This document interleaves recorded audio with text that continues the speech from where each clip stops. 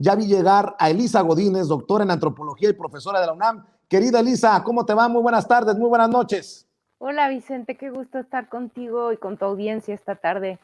Gracias por tu paciencia, gracias por tu generosidad. También vi llegar a Marta Olivia López Medellín, periodista de En un 2x3 Tamaulipas. Querida Marta Olivia, ¿cómo te va? Buenas tardes, buenas noches. ¿Qué tal, Vicente? Muy buenas noches. Buenas noches, un gusto compartir aquí con todos ustedes. Gracias. Y también vi llegar a Julián Atilano, sociólogo y analista político, también amigo de esta familia sin censura. Julián, ¿cómo te va? ¿Qué tal, Vicente? Muchas gracias, colegas, ¿qué tal? Y un saludo a la familia sin censura. Gracias. Elisa, pues ya respingaron, diría mi nana que en paz descanse, respingaron los Lorenzo Córdoba y los Ciro Murayama. ¿Cómo se atreven en el gobierno de quererse meter en lo que decidimos en el INE? La realidad es que el plan de austeridad presentado hoy en la mañanera les puso en la torre, Elisa. Pues exactamente como lo dices, les puso en la torre. Fue un elotazo duro y directo, porque bueno, el punto aquí, lo relevante quiero decir es que, a ver, es esperable la reacción de estos cínicos del INE, ¿no? Que creen, además lo quieren manejar y lo quieren presentar como si el gobierno estuviera haciendo, digamos, haciendo injerencia en el INE, lo cual no es verdad, no puede hacerlo. Es una propuesta de lo más respetuosa y de lo más contundente para demostrar con creces que el INE tiene con qué hacer el ejercicio de la consulta de la revocación de mandato. Todo el tiempo el INE ha dicho que no tienen dinero, que no les alcanza, que necesitan más, etcétera, etcétera. Y aquí el punto, me parece lo relevante de lo que se presentó hoy en la mañana, en la mañanera, pues fue, para mí lo relevante fue hacer público, no solo que sí se puede hacer un ajuste presupuestal en el INE, pero sobre todo dejar de manifiesto, dejar muy, muy claro el tipo de gastos que hay en esa institución.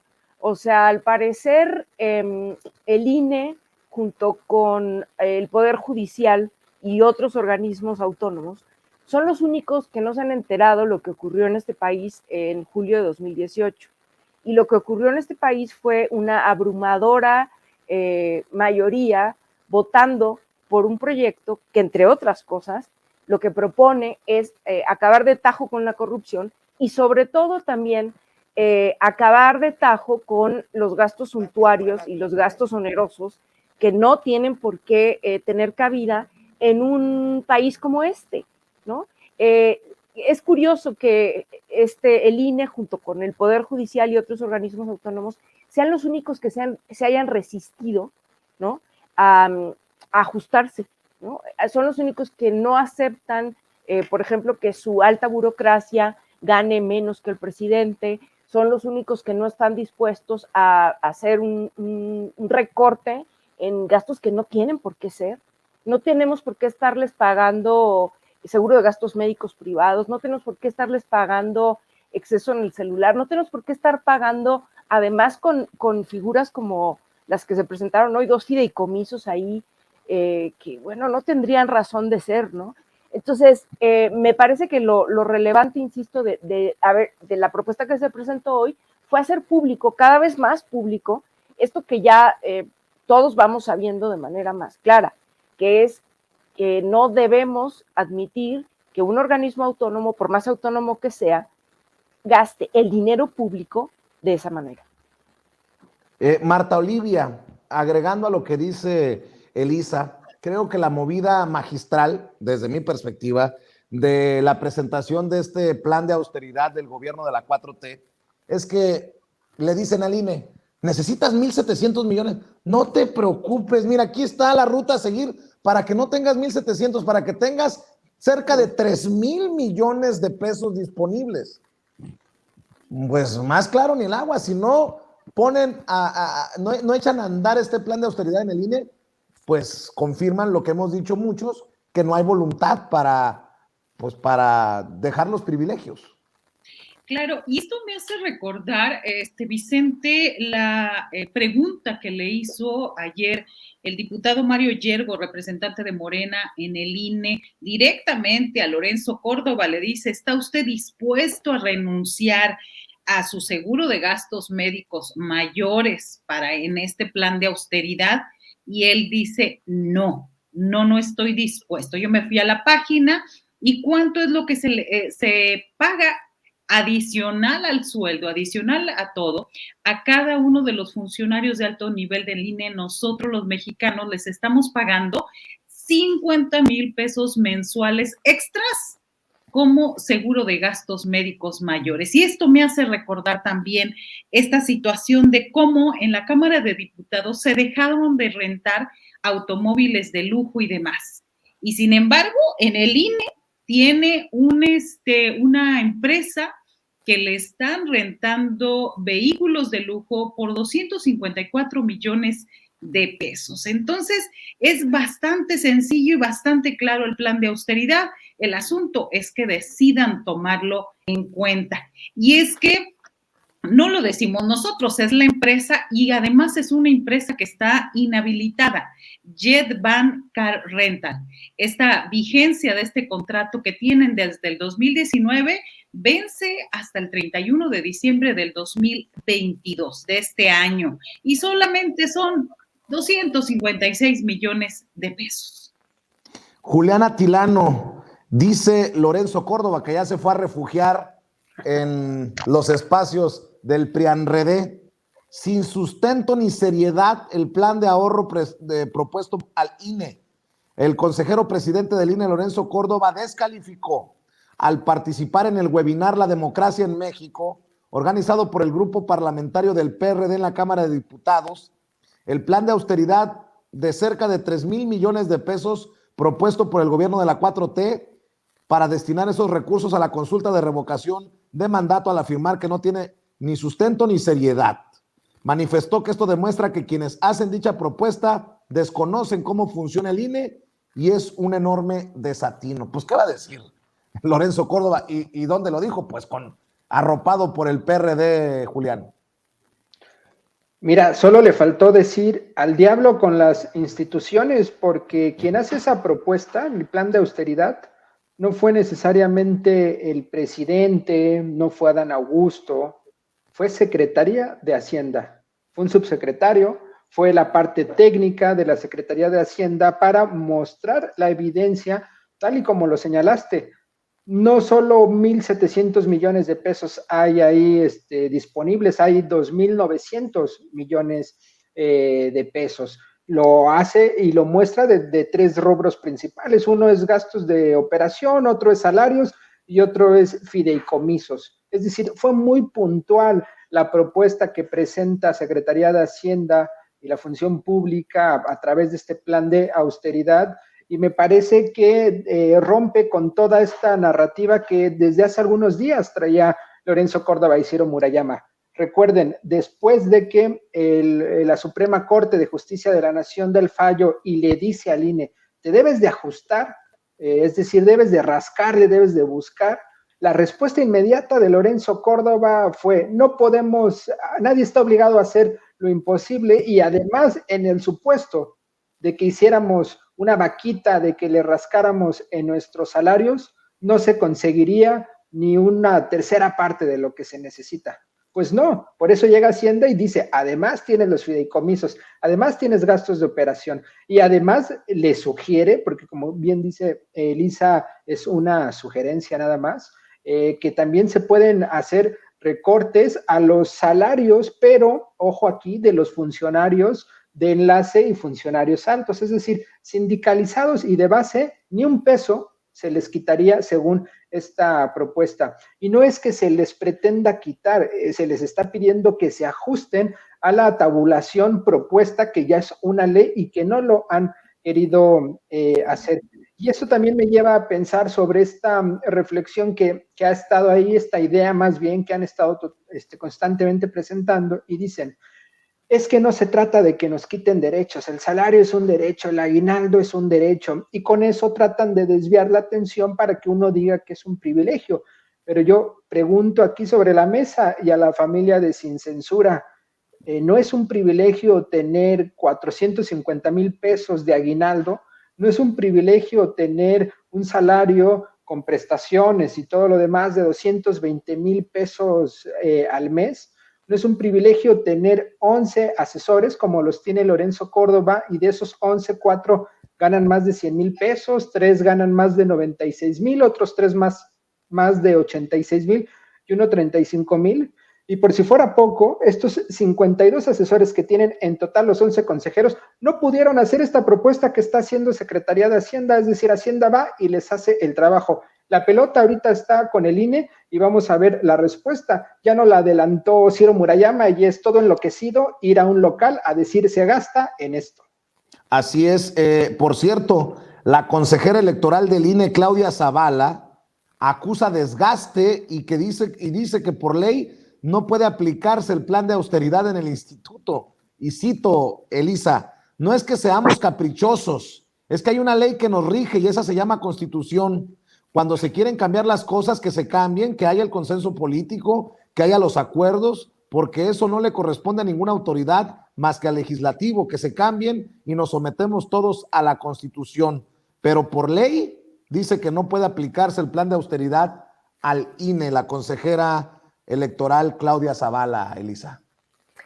Mira, a mí lo que me parece es que independientemente, digamos, de los detalles legales a partir de los cuales esta gente del INE dice que no se puede aplicar este plan de austeridad, lo que queda de manifiesto, creo yo, es que habría que preguntarnos la razón última o el por qué no suena lógico que el INE admita realmente que tiene que hacer ajustes. No sé cómo ni de qué manera, no sé si es directamente, y sería lo ideal, ¿verdad? Con la propuesta que se les está haciendo, es decir, se les está haciendo además la chamba que deberían de hacer, pero el punto es que esta negativa, así, pero que están como garrapatas, ¿no? Pegados ahí, que no se quieren zafar ni tantito del presupuesto, creo yo que obedece más bien, no a una razón lógica de decir, bueno, sí, realmente, si se les quita el presupuesto va a haber algo que no se va a poder hacer. No. Aquí lo que está detrás es que estos funcionarios están defendiendo, como ya se ha dicho aquí, no derechos, sino privilegios.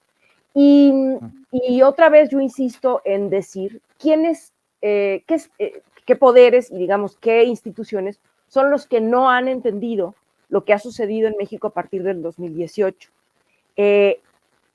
No lo entiende el Poder Judicial, no lo entiende el INE y no lo entienden otros organismos autónomos. Y lo que aducen permanentemente es que no, que ellos tienen que ganar bien, que ellos tienen que tener toda esta serie de gastos en tales y cuales servicios, ¿no? Porque eso corresponde a sus altísimas funciones y sus altísimos deberes. Pero lo que pasa más bien es que también se ha dicho que estos altos funcionarios, igual que por ejemplo los jueces y los magistrados altos, tienen que tener altos sueldos, entre otras cosas, para que no se corrompan, ¿no? Para que sean funcionarios muy probos. Pero el punto es que este régimen de altísimos salarios, en el fondo, es corruptor. Y tan es corruptor que ya lo estamos viendo. O sea, no se trata de que se tengan digamos, robar de la manera más burda. Finalmente, lo que están haciendo es una forma de corrupción. Recibir aguinaldos de casi $500,000 de pesos, recibir lo que acaba de decir Marta, 50,000 pesos al mes de gastos médicos privados y demás, eso al final es una forma de corrupción, aunque no sea la forma de corrupción clásica, ¿sí? Pero es una forma de corrupción.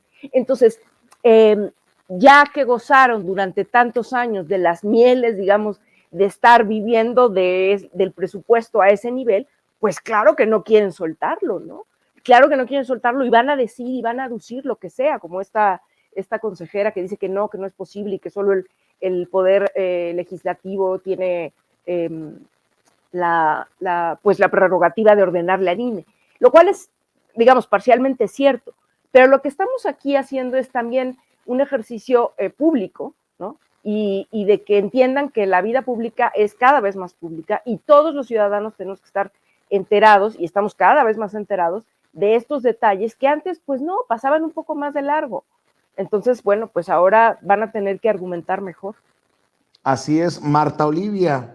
Estoy viendo algunas declaraciones de Ciro Murayama, hasta un video subió, dice, el gobierno pretende que el INE reduzca gasto en arrendamientos. ¿Y qué renta el INE? Pues los locales donde se ubican casi 800 módulos de atención ciudadana para tramitar la credencial. ¿Dónde quiere que estén? ¿En la banqueta?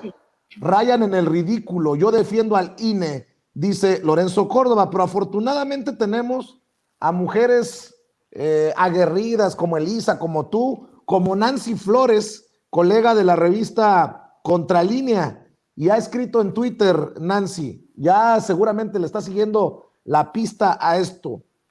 Cada vez que reviso las cuentas del INE me sorprendo. Si 800 locales son rentados, como dice Murayama, ¿por qué hay un fideicomiso de infraestructura inmobiliaria y mejoramiento de módulos con un saldo de 826 millones de pesos? Además, tienen presupuesto para mantenimiento. ¿Y los caseros? Lo que no dice Ciro Murayama es que el instituto gastó en promedio 58,000 pesos por renta de cada local. La mayoría se ubica en zonas populares, carísimo. En 11 meses destinó más de 500 millones en arrendamiento de 800 locales. Con ese gasto sistemático podría comprarlos, escribe la colega Nancy Flores de la revista Contralínea, Marta Olivia. Así es, y bueno, también esto abre puerta para una investigación acerca de a quién le rentan esos locales, es decir, de qué manera se están adjudicando esas rentas, porque no es lo mismo una renta en una ciudad como en las grandes ciudades como Guadalajara, como Ciudad de México, como Monterrey, como Puebla, que bueno, en las comunidades donde ni siquiera tienen una silla. Y para empezar, esto es lo primero que se me viene a la mente. Y lo segundo es cómo tramposamente están manejando esta cuestión de la austeridad.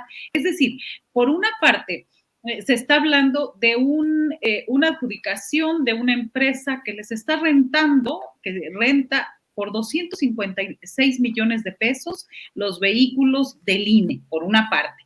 Y por otra, se va a un local del INE donde dicen dónde quieren, hablan de las cámaras, ese video que circuló hoy Ciro Murayama. Entonces se me hace bastante tramposa, porque en ese video, pues que le entre y diga claramente de lo que se trata, de los sueldos, de ya los aguinaldos que estaba mencionando ahorita el compañero. Es decir, ya esa es la forma como le quieren llegar también a los trabajadores, diciéndoles, mira, quieren que te vayas a la banqueta. Me parece bastante exagerado porque no hablan de sus privilegios, no hablan de los asesores, no hablan de los megasueldos, y me parece que al final están olvidando lo que significa ser un servidor público.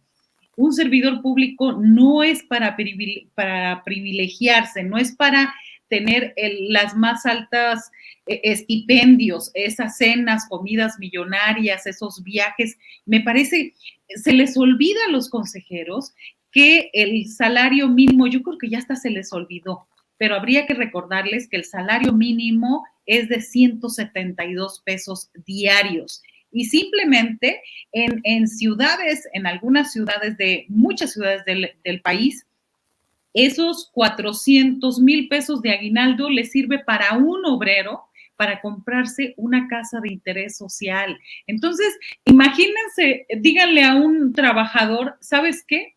Cada mes el sueldo que al final lo que le están pagando, te vas a poder comprar la mitad de tu casa por la que has trabajado y en la que te van a descontar más de 20 años. Entonces, me parece que no han entendido, que ya el gobierno cambió, no han entendido que ya es un privilegio ser servidor, ya es un privilegio estar ahí. Me parece que viven en una desconexión total de la realidad, Vicente. Así es, y para continuar con esta mesa de diálogo, déjame mencionarte, querido Julián, que estoy revisando, hace unos minutos fue entrevistado para W Radio Ciro Murayama y dice, fíjate nada más, el sesgo, la verdad no se dan cuenta. Cuando tú tienes un gobierno que empieza a hacer propuestas fuera de sus facultades, invadiendo tu autonomía, te habla de poca seriedad y no se le puede tomar en cuenta. Hemos insistido que debe cumplirse con lo que la ley manda y tratándose de una elección de ese nivel, se debe contar con las casillas necesarias, pero ahora tenemos los recursos para instalar 1/3 de las necesarias. Más que rechazar el plan presentado esta mañana por la Secretaría de la Función Pública, el secretario de Gobernación, Adán Augusto López Hernández, y el gobierno de México, es una tomadura de pelo. Bastantes descalificaciones. El INE ha sido objeto de un ataque sistemático a su autonomía. Lo que advertimos, tirados en el suelo haciéndose las víctimas, conste que lo pronosticamos, lo advertimos muchos, Julián. Exacto, esa es la estrategia, hacerse las víctimas. Y además, mira, a mí me parece que esas declaraciones que no son nuevas de Ciro, mira, es un reaccionario, es un reventador, no es la primera vez que lo hace, incluso me parece que es más violento verbalmente hablando que Lorenzo Córdoba. Lorenzo todavía ahí se las da de muy, muy decente, pero Ciro es un sinvergüenza.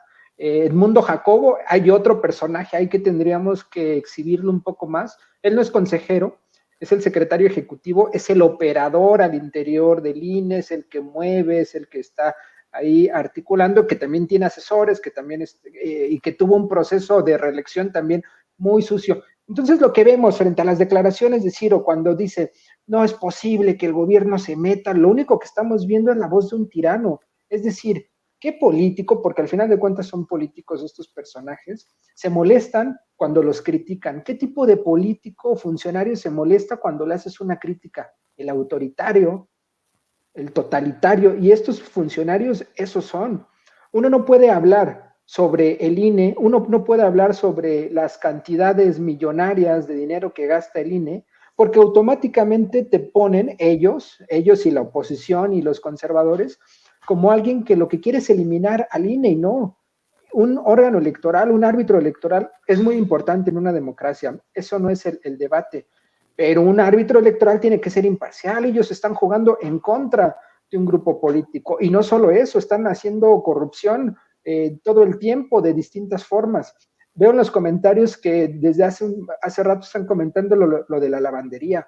De enero a noviembre, lo documentó Nancy Flores, se gastaron 95 millones de pesos en lavandería. Hace rato Ciro Murayama, bueno, de quienes han visto el video, va a un local y yo no veo manteles, yo no veo nada que lavar. ¿A qué se refiere? También pues a sus trajes, Julián. Seguramente. Y a sus sábanas. A lo mejor son las mismas que gastó Vicente Fox.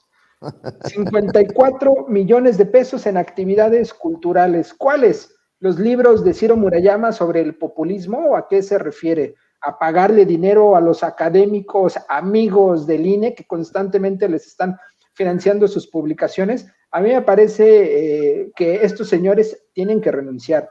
Los funcionarios del INE, lo sabemos, quienes hemos estudiado la democracia en nuestro país, llegan en momentos coyunturales, y quien llega a la dirigencia de un instituto está en función del momento político.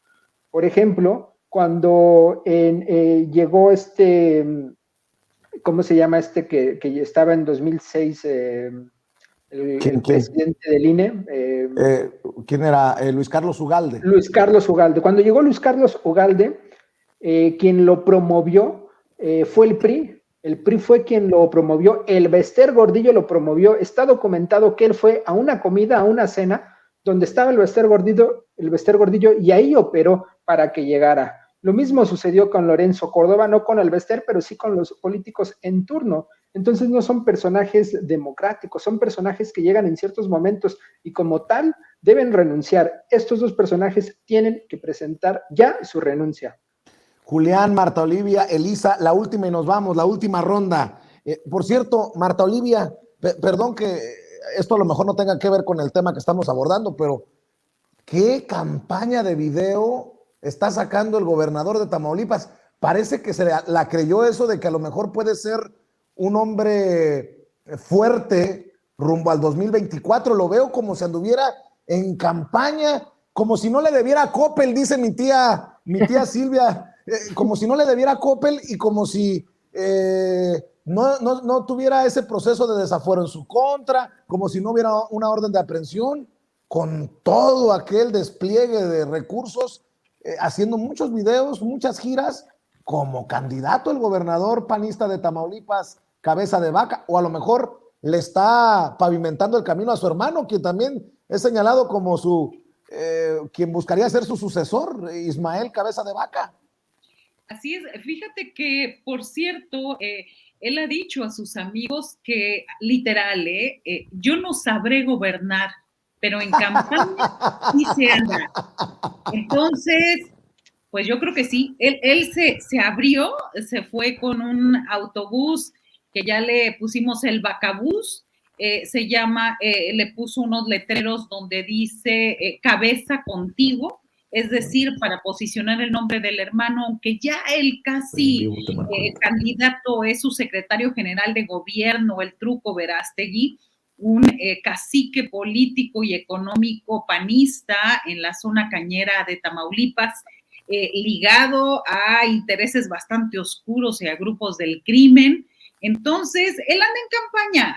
Ahora sí que si le llegaran a impugnar a César Augusto Verástegui Hostos, pues tiene el plan B de su hermano, incluso hablan de su mujer. Así que él anda encantado. Lo que no hizo en 5 años y medio, ahora se come el taquito de barbacoa, ahora se va a jugar una cascarita. Es decir, yo creo que y él lo ha dicho, a mí lo que me sale bien es andar en campaña. Entonces eso es lo que estamos viendo, a pesar de que el Partido Acción Nacional tiene hasta el 10 de febrero para registrar a sus precandidatos. Ahorita estamos en la etapa de las precampañas.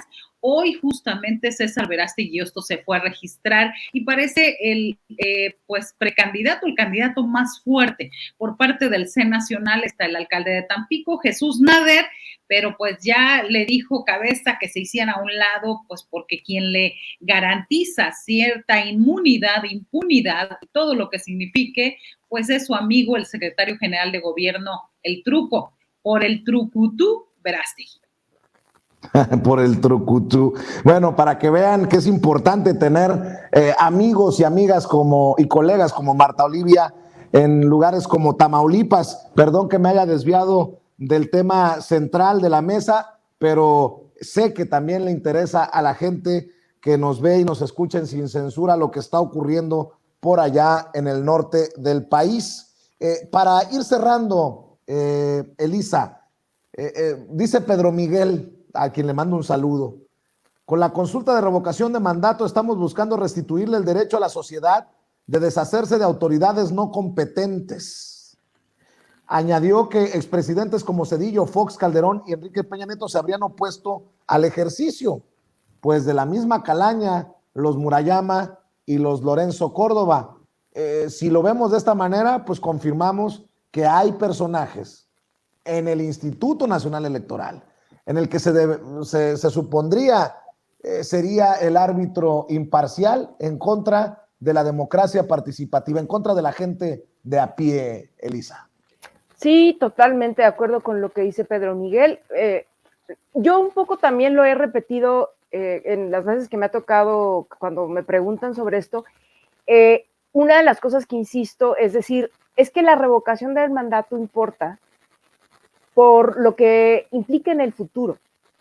No es solamente lo que se ha argumentado desde la oposición, que es un ejercicio nada más casi de culto a la personalidad del presidente, porque ¿para qué quiere hacer este ejercicio si lo va a ganar de todos modos y que es una tontería? No, es lo que no acaban de entender, y como son tan básicos en la oposición y no tienen ni idea ni proyecto de país, no quieren ver y sobre todo no quieren admitir que la importancia de este ejercicio y la importancia de que sea el presidente en este momento el que lo impulse es sobre todo porque es parte de la muy necesaria profundización de la democracia en este país.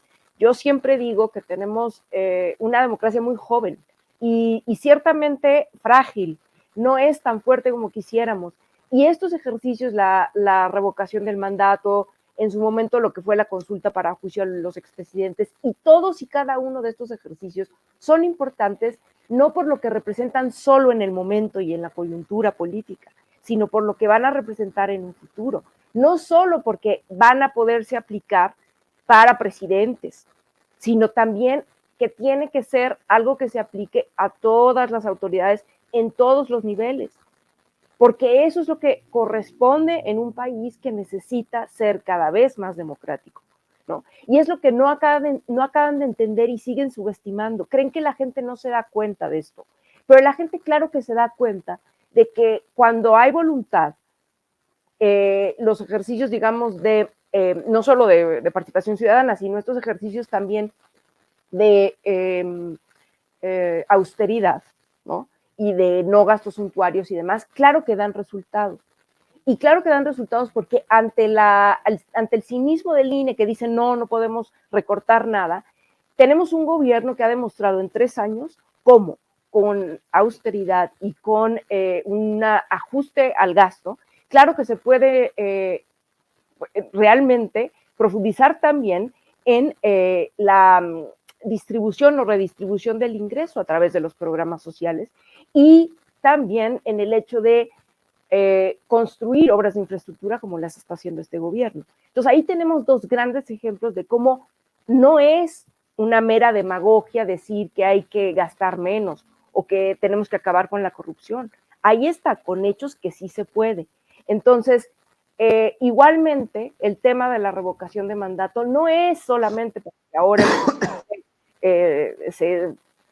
digamos, se vanaglorie de que la gente lo quiere. No, la revocación del mandato importa por lo que nos representa a futuro y por lo que representa para que desde el presidente municipal, los alcaldes, pasando por los, eventualmente, yo no sé si se pueda, pero cualquier autoridad elegida popularmente se pueda revocar, desde el presidente hasta el escalafón más bajo. Así es. Y para cerrar, Julián, prepárate porque hablarán de austericidio y bueno, ya empezaron a hablar de el manoteo del gobierno en la autonomía del INE, pero la realidad es que hoy fue claro, Adán Augusto López Hernández, el secretario de Gobernación. Al final será el INE el que decida qué medidas se van a tomar. El problema es que les ha dolido que por más que quieran poner la narrativa de que la pelota está en la cancha de la Secretaría de Gobernación, no. La pelota está en la cancha del INE. Tu reflexión para cerrar, Julián.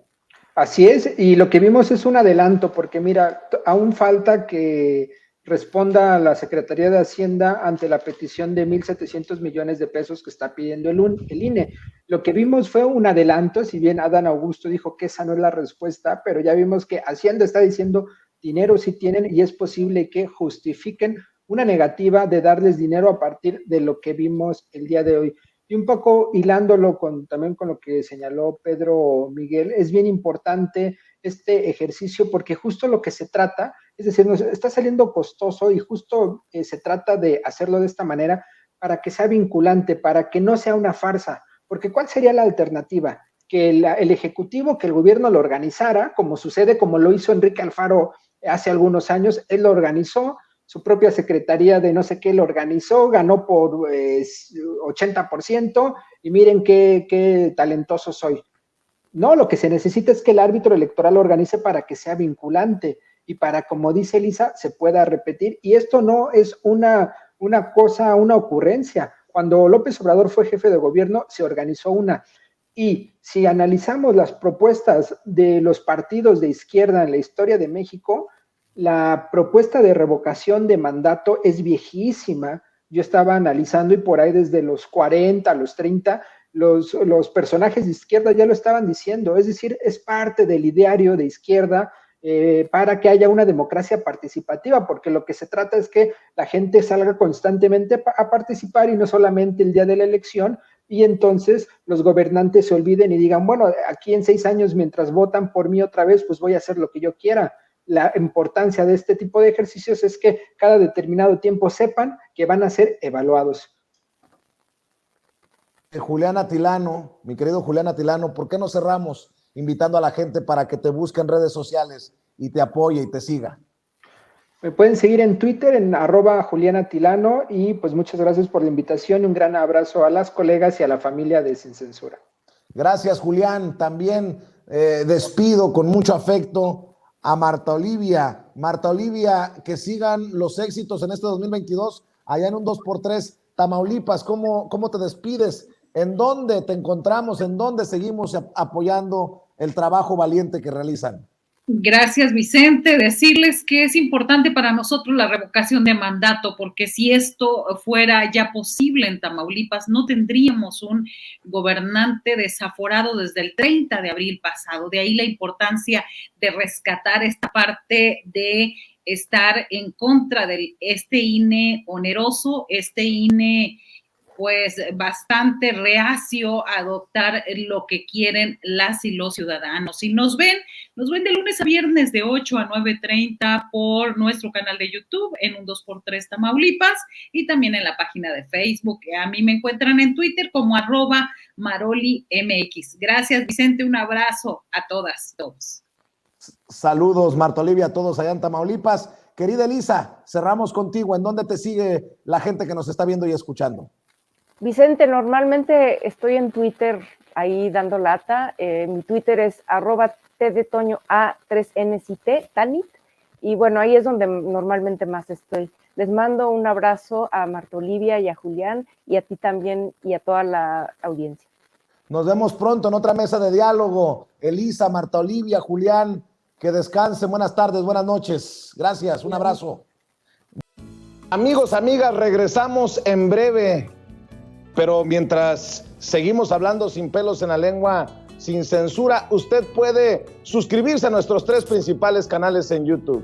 Sin Censura Media, en donde tenemos más de 1.600.000 suscriptores. Sin Censura TV, en donde tenemos más de 1 millón de suscriptores. Y en Sin Censura Presenta, en donde queremos llegar muy pronto a los 100,000 suscriptores. Si usted ya está inscrito en Sin Censura Media, suscríbase en Sin Censura TV. Si ya está suscrito en Sin Censura TV y Sin Censura Media, suscríbase a Sin Censura Presenta. Recuerde que es gratis, no tiene que sacar un solo centavo de su bolsillo para apoyarnos. Dele clic en la campanita para que los señores y señoras de YouTube envíen las notificaciones cuando estemos transmitiendo en vivo y en directo o estemos subiendo videos. También nos puede seguir en Twitter en @Vicente Serrano y hasta en Instagram. Ojo, también estamos en Instagram. Son nuestras redes sociales y con el apoyo de ustedes seguimos creciendo, porque con ustedes todo, sin ustedes nada.